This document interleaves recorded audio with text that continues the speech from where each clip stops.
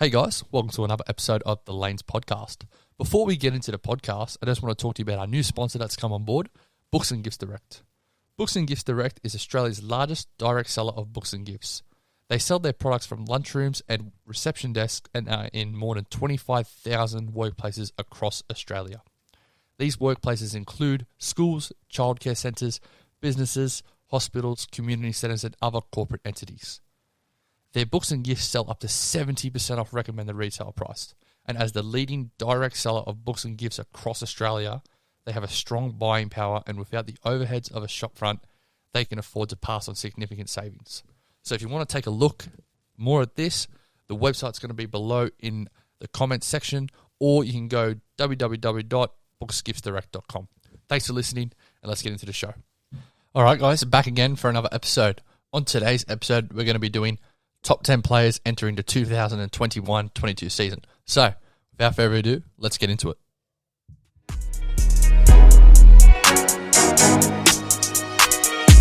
Welcome to another episode of the Lanes podcast. All right, let's get into this straight away. So, pretty straightforward, as we know, top 10 players entering the 2021-22 season. Now, just before we get into the 10, bit of housekeeping here. Players that were injured, I did not include in this list. So people like Kawhi Leonard, of course. If he was healthy, he would absolutely be in this top 10. But because he's not healthy, he's not going to be in there. So players you might think that would be in here but aren't healthy, that's the reason why they're not in there. So before we get into the 10, just a couple honourable mentions. Now, player I think will be in the top 10 in the NBA in maybe 2 to 3 years. I think he's really knocking on the door right now, and that's obviously Devin Booker. What he did this season was pretty spectacular, just based on the fact that he's 24. It was his first ever playoff appearance, right?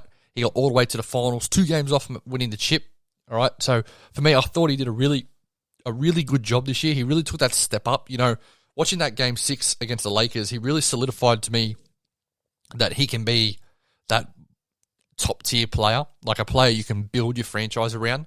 And a lot of people, you know, we're thinking, he's good, but is he going to be a franchise caliber talent?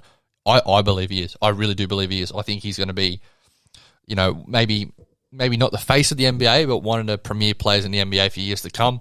I think he's the future, especially another honourable mention too, Trae Young. He's going to be the future of the NBA too. You know, looking at what he did this season, this past playoffs, his first playoffs too, got to the Eastern Conference Finals, and you know that team, the Hawks. A lot of people didn't even pick the Hawks to beat the Knicks in the first round series. So he did a really good job, really excited. The NBA is in real good shape. You know, a couple other honourable mentions. I did have CP3. You know, he's a really good player still.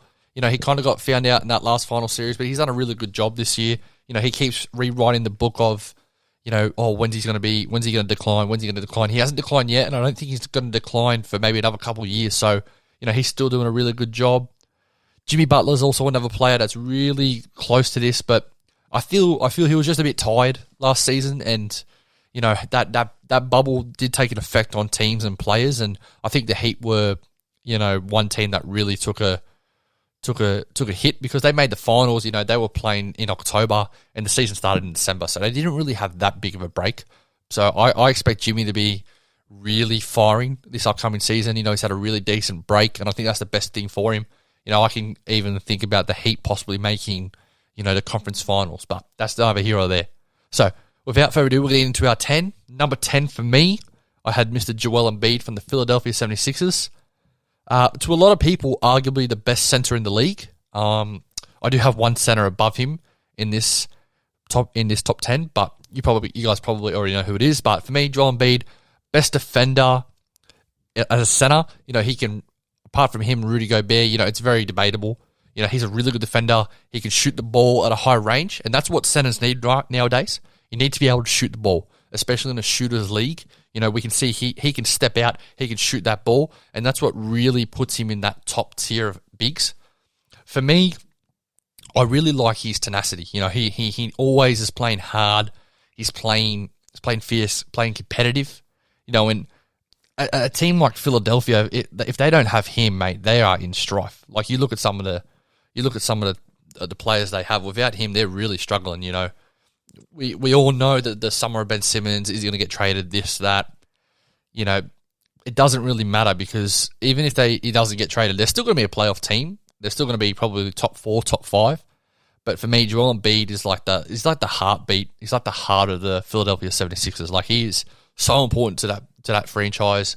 I really hope he stays at the Sixers.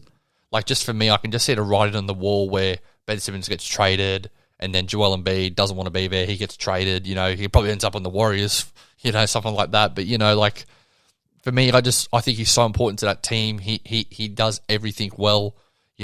Probably if he didn't get injured, we might well be talking about him being the MVP of last season. So he's that good. He's really good. We're going to move on. Number 9 now. Number 9 from the Brooklyn Nets, Mr. James Harden. Now, a lot of people might think this is a bit low for him in the top 10, but for me, I kind of saw a bit of decline in him. Now, I'm not talking about the playoffs. Like, in the playoffs, he was injured, right? And he was doing a really good job for that team just to be out there. So I'm not talking about that. But what I'm talking about is, he was coming into the season, pretty overweight. And, like, it's hard for me to, consistently think someone's that good when they're not really caring about their body. The way the whole Houston fiasco ended for me, it just kind of left a sour taste in my mouth. But if we're just talking about James Harden and his basketball talents, he is probably, apart from KD, I would say the hardest player to guard in the league on a one-on-one isolation. He can get past you at any time. His handle's impeccable. He's so hard to guard. He's just a straight-out hooper. Like, a lot of people like a KD, like a James Harden, they just hoop. Like, they just play. They can play anywhere you put them in anywhere in the world. They'd be able to play and they'd be able to score at least 20 points a game for you. And it's hard because the reason I have him also a bit lower is Kevin Durant is obviously, their main piece, Brooklyn, and he's their second piece, Harden. But, like, when Kyrie's on, sometimes Kyrie might be their second option. That's what Brooklyn might see. Brooklyn might see James Harden at the third. I see James Harden at the second piece. I think he's a bit more consistent also than Kyrie Irving. But yeah, that team, it's a bit harder for me to have him, a bit higher because I just think that he's not as important as their team. Because if he goes down, they still have Kyrie Irving and they're still going to be a playoff team. They probably don't win, the series. They probably don't get through to the Eastern Conference Finals or this or that. But that'd still be a really competitive team and a really good team, even if James Harden wasn't on their team. But just based on skill, he has to be in the top 10 at least, and I have him number 9. Number 8 for me, I have Dame Time from the Portland Trailblazers for now, Damian Lillard. I could have had Harden above Dame, but for me, if I was building a club, I'd rather have someone like Dame Lillard be my centerpiece logo or my first option because he plays super hard all the time. He never takes nights off. That's something that I really put on this list at a high level. He never takes nights off. He's always playing hard. He's probably the second best three-point shooter on difficulty shots in three-point shooting. Obviously, Steph would be first, but some of the three-point shots he takes, they're deep, they're long, they're moving side to side. Another one that would be really good at shooting three-point shots, difficulty of shooting three-point shots would be Duncan Robinson. He just comes off screens and just jacks it. Like, he's crazy. If you ever want to see, like, a purist basketball shooter, look at Duncan Robinson highlights. He is crazy. I might put the link in the description below for that. But yeah, we're not talking about Duncan. Dame, he's a loyal guy. A lot of people thinking, oh, will he get traded? Will he get traded? Like, it does. Would I want to see him get traded? Yeah, I would. But I think the Olympics has shown us that he would struggle to be a second option somewhere. So I still think he needs to be the first option. Males were, if he's to get traded, the Knicks would be an option. Now, they've just signed Kemba Walker, and I don't think they'd play Kemba and Dame at the same time. But you never know. New York can be doing whatever. They've done some questionable calls over the past year, but their new management has done a really good job. One thing I do like about Dame is that he's loyal. Like, he's so loyal. He probably knows he's going to leave Portland at some point in his career, but he's still trying to make it last. And I like the fact he's going to give it a shot with Portland. He's going to give it a crack. As we saw, Terry Stotts is gone. He really liked Terry Stotts as a coach. It was the only coach he ever had in the NBA, right? So it's going to be a nice challenge to see how he goes with Chauncey Billups, the new coach of the Blazers.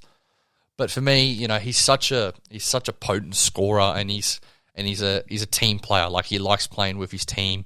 And this is a crazy stat. I think he's only ever played with, like, when I say all-star, he's played with all-stars before, but not current all-stars. So the only player he did play with was LaMarcus Aldridge, his first year when he was there.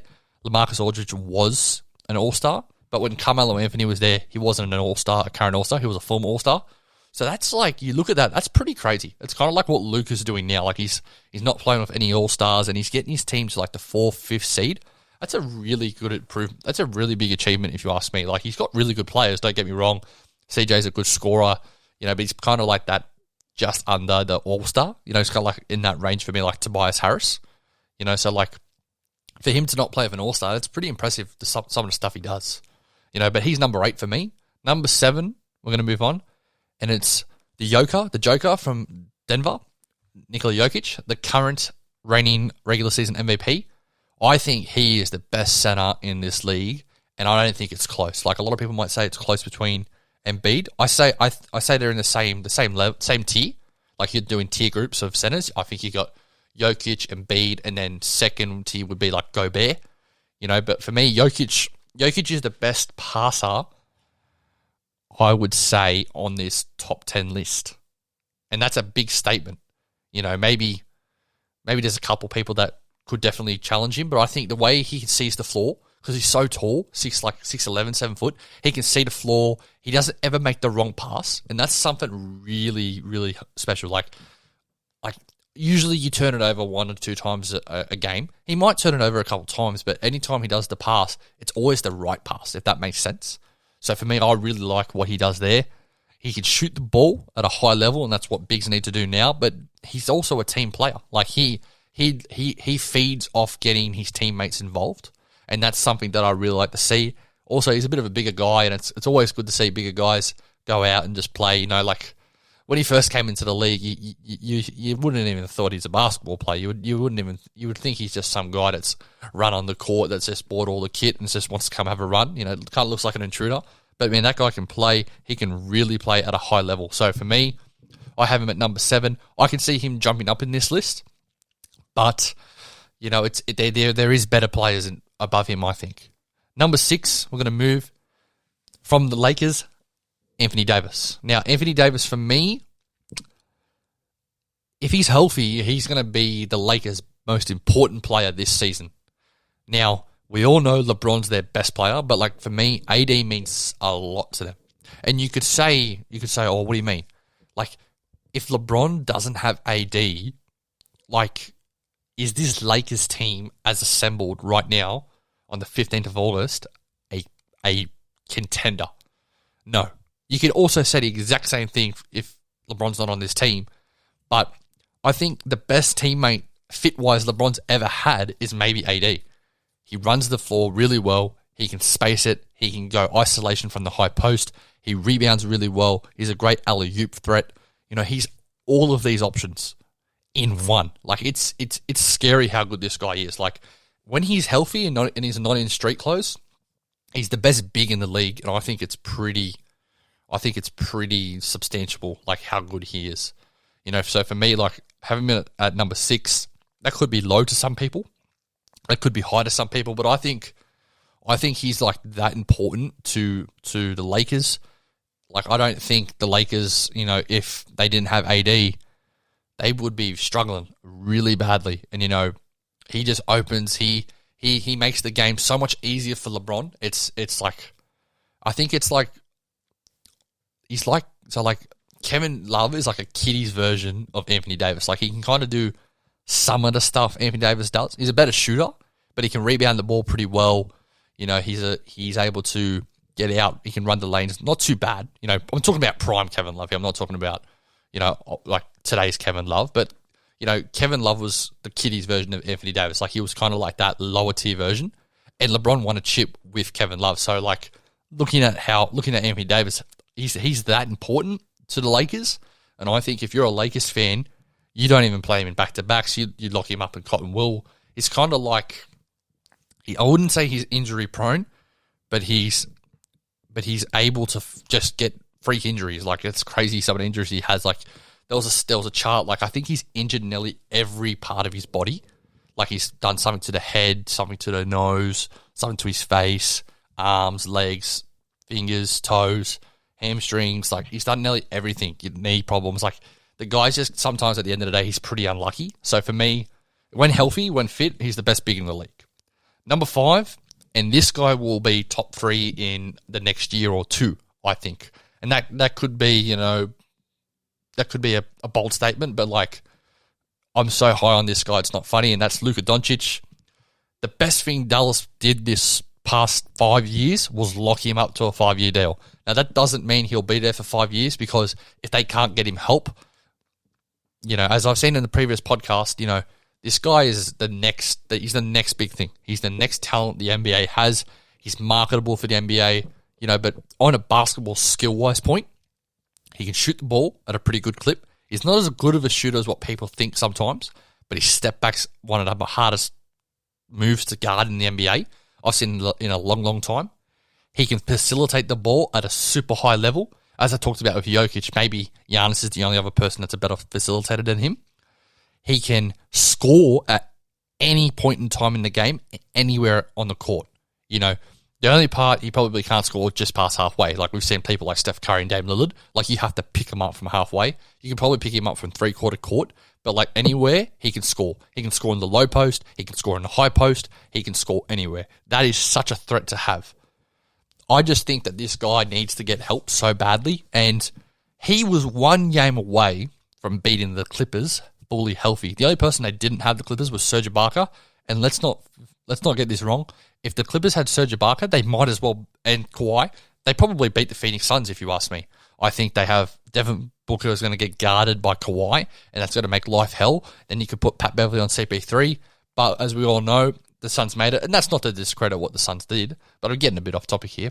But yeah, Luka Doncic, one game away from beating the Clippers. So if he can get a sub-all-star talent, I think it's going to be really important for them. And I think, you can't have someone like Tim Hardaway your second option.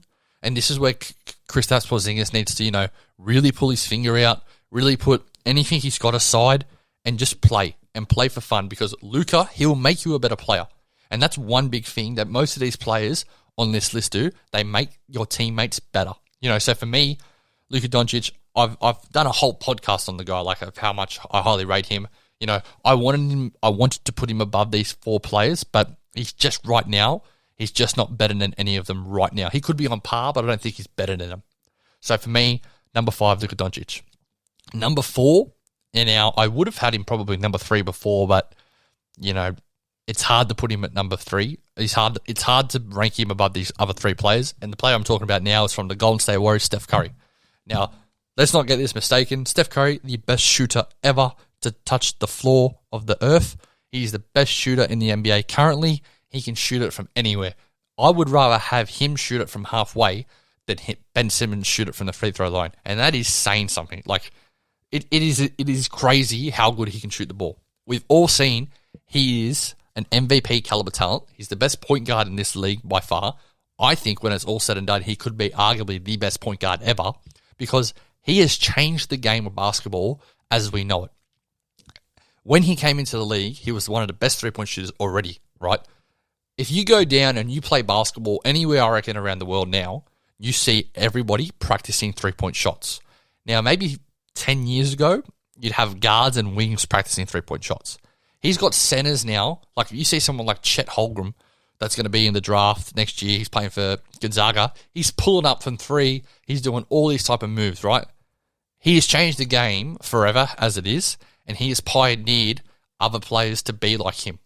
Now, for me, I honestly think the Warriors have a massive chance of winning the comp this year, and he's going to be, I would say, him, Luka, and to put it, him, Luka, Devin Booker would kind of be like my 3 players that could be MVP caliber or MVP contenders this year. Like, I think he's going to be having a really good season, especially with Klay Thompson back. It's going to take a lot of pressure off of him. I do want to see what Klay Thompson's like, but I think that the Warriors have enough help now and enough people on that roster to give him a little bit less pressure. Steph is, he's changed the game forever as it's seen. Like, there's not a lot of people that I can point to say that they have changed the game as I see it. And I think Steph Curry is one person that's changed the game as I see it. All right, moving into the top 3 now. Now, a lot of people can have this 3 in all different topics. I mean, in all different rankings. But for me, I'm going to have number 3, and that's Giannis.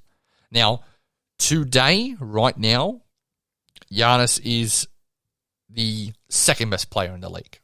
But I think that, and the way I state that, I'm talking about today, when I'm recording this, but there obviously is still better players in front of him. But for me, Giannis is, there's no player in the NBA like him. That's one big topic, but like, he's the most dominant player I've seen play since LeBron. Like, he's able to have brute force strength. He's able to get through anyone at any time. You know, he can just dominate a game from start to finish. And I think that's like super scary for the rest of the league and the rest of the people in this league, because Giannis just won the chip and he's, I reckon, now just starting to enter his prime. Like, we haven't seen the best of him. Like, in 4 to 5 years' time, it's going to be Giannis and Luka's league. And like, for me, that's such a great thing for the league, because they're two marketable players. They're able to, you know, get along with the media and this and that. But like, he's such a, you know, when people are like, oh, nicknames sometimes they don't suit the players. Like, his nickname seats, like, he's literally like, I don't like saying he's a freak, but he's like, he's like out of this world talent. Like, he's such a player that's able to do anything on the floor, and that's such a skill right now. Like, we're looking at it. Players need to do a little bit of everything, and he does a little bit of everything. Probably, he's the second best player, I think, in the league right now at doing a little bit of everything great. Now, we're going to move on to the top 2, and it's different. It's difficult because I was tossing and turning between the 2 and the 1, and number 2 for me, I'm going to put it right now, is LeBron James. Now, I think it's the first time I've thought about someone being better than LeBron, probably just before when Kobe got his last championship. That was Kobe was still better, but when LeBron won his first championship, that's when, like, all right, LeBron's the best player in this league, and it's like everyone can kind of see it. Like, I'm starting to see it a bit earlier. I'm starting to see people say Kevin Durant is the best player, but we'll talk about him just a little bit later. It's a bit of a spoiler already, obviously, but LeBron, as we said, he's the second best player, I think, ever to play basketball in this world. A lot of people think MJ could be, him or MJ is number 1. If you're taking a draft and you take MJ or you take LeBron, I'll happily take the other player. You know, LeBron is, it's going to be interesting for him because, as we know, drafted in 2003, it's now 2021, so it's about 18 years, all right? 18 to 19 years, because he's going to be entering 2022. What's he going to hold up like? Is he going to be a player that gets a little bit more injured? Because last year was like the first, and the year before, we've kind of seen him get injuries and get niggles throughout the season. And before, he never used to get injured. And that was something that was like super crazy, because the way LeBron plays, it's like super tough. He gets fouled so hard. He takes every possession on. You know, sometimes we used to see him take a lot of lapses in defense, but mostly throughout his career, he's been a pretty premier defender. So for me, seeing him get injured, it's kind of weird. It's kind of like different in a sense. But I want to see him, if he can keep staying healthy, if he can keep staying fit, then I think he can be, you know, a dominant force. I think him and AD, when healthy, it's the best duo in the NBA, and I don't think it's close. Like, I don't think it's close. The other best duo, I would say, would be Kevin Durant or Kyrie and James. Whichever one's playing better, it's between Kyrie and James. That's who it would be. But, you know, and then it is crazy for me to say this, but then it would be Giannis and Chris Middleton, which is crazy to say. And I don't even have Chris Middleton in the top 10 or the honourable mentions, but they just fit so well, and you can't ever knock fit. But talking about LeBron, I think he's going to have a good season. I don't think he's going to be an MVP candidate, just because I think he knows now that he needs to take care of his body more than everything else.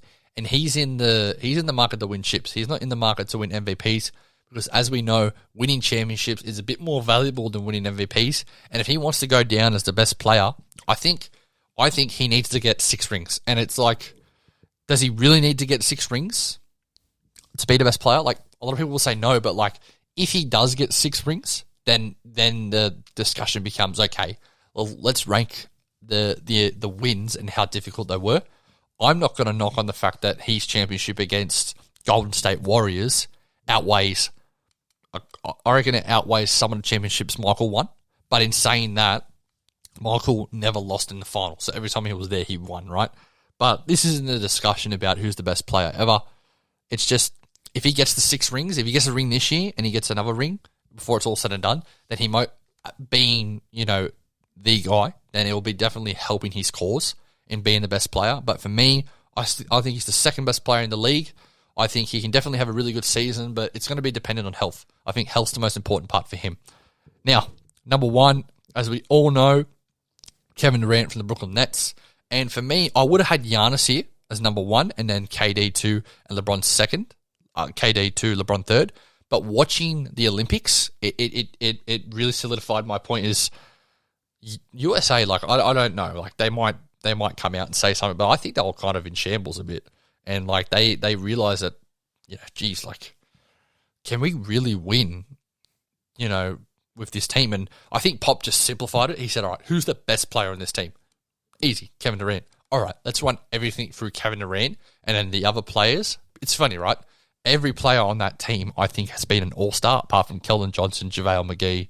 Jeremy Grant is not an all-star, but I think he could maybe have a push at being an all-star this year. But they're all kind of all-star caliber players, and it was funny to see that, you had players like, Keldon Johnson, JaVale McGee, that would be 7-8 player rotations in the league, not even play, right? And other guys on this team was players like Zach LaVine, Chris Middleton, who were, top 3 players in their team. So, like, for me, watching the Olympics, it typified, like, he is a flat-out scorer. He can score at any level, any time. He's 7 foot, and people still don't believe that. Like, he's a 7-foot guard on that court. He can pull up from anywhere. He can shoot the ball at any clip. And when he's on downhill, what are you going to do? You're going to get in the way, or you're going to get dunked on? Like, it's crazy. He's the best scorer, and I don't think this is even a hot take. Like, I think he's the best scorer in the NBA, period. Like, period. Like, he is, without a doubt, the best ever. Like, the best ever, just straight up scorer. So for me, I'm really happy to see him be the best player in the league. And it's really, really, really, really good to see that I think he's kind of taking that mantle from LeBron.